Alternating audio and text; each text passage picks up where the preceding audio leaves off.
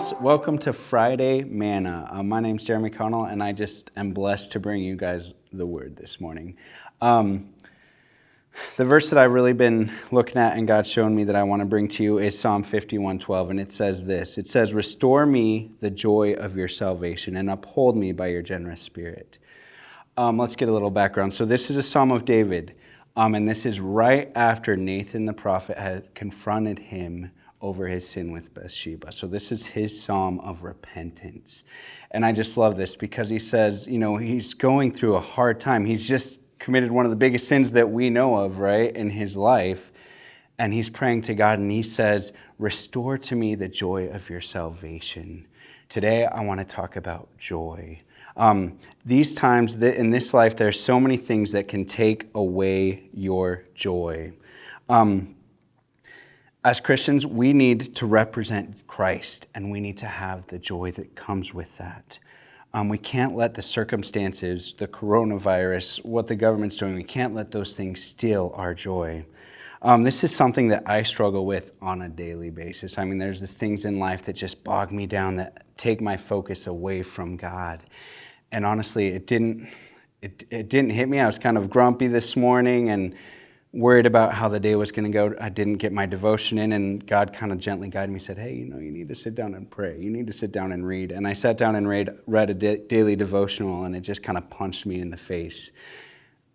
And I want to read that to you, and I'm hoping it has the same effect. I didn't write this. Tony Dungy actually wrote this. For those of you who don't know, Tony Dungy was a football player who became an amazing coach. He won a Super Bowl with the Colts, and more importantly, he's an amazing man of God. He's a Christian. He's not one to hold punches, though. He'll tell it to you straight, and I love it. I needed that this morning because my joy was not there. So he calls this one seriously joy. He starts it off with a Bible verse. He says, "We were filled with laughter, and we sang for joy. And the other nations said, 'What amazing things the Lord has done for them.'" Psalm 126:2. Laughter, excitement. God is a God of joy. And if I were heading into a nearby church for a first-time visit, that's exactly what I would hope to find. Joy, laughter, excitement. But way too often we don't find that, at least in the faces of some of his would-be followers gathered within the walls of some of our places of worship, our houses of God. Christians can be some of the most dour people on the planet. We claim to be different, but too often we look as joyless and angst-ridden as if we were unbelievers. We claim to be called to serve the God who was the architect of the beauty all around us, yet we act and appear at times as if we have nothing to wake up to. I don't think others would find it attractive or appealing to be a part of that setting. Here's the saddest part of the whole thing. It doesn't have to happen.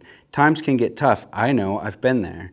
But as followers and believers in Jesus Christ, if we have asked him into our lives, we have the joy and hope of the Lord of Lords and the King of Kings in our lives.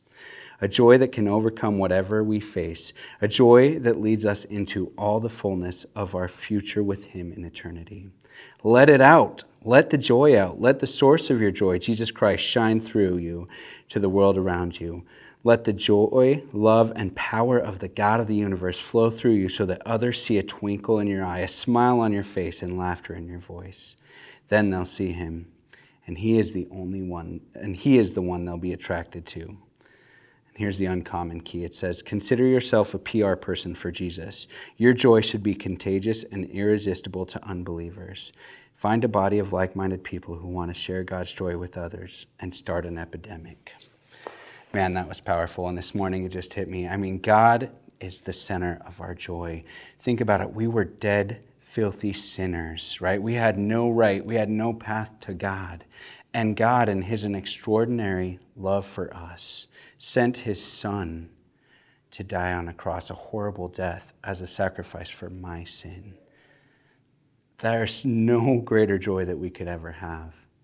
And that's amazing. So today as we go out, Christians, let's remember that. Let's hold on to that joy that God has for us. Have an amazing day. Thanks, guys.